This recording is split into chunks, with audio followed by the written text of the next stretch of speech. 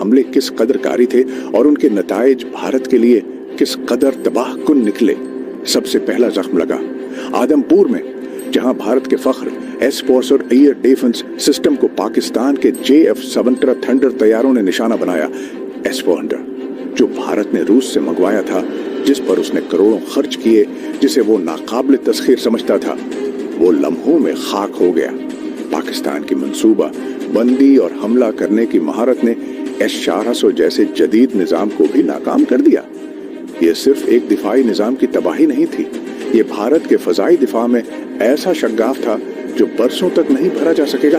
ये भारत के लिए सिर्फ एक झटका नहीं था, बल्कि उसके एतमाद का उन्हदाम था।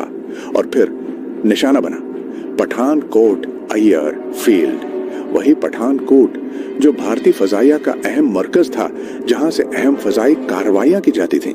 पाकिस्तान के हमले ने न सिर्फ उस बेस की अहमियत खत्म कर दी, बल्कि भारत की फजाई फौजी ताकत की ऑपरेशनल रेंज को भी महदूद कर दिया। ये हमला भारत की पसपाई की एक और दलील बन गया। तीसरा वार श्रीनगर एयर बेस, भारत के शमाली इलाकों में मौजूद ये बेस कश्मीर और उसके अर्धगर्द के इलाकों में कार्रवाइयों के लिए इस्तेमाल होता था। पाकिस्तान ने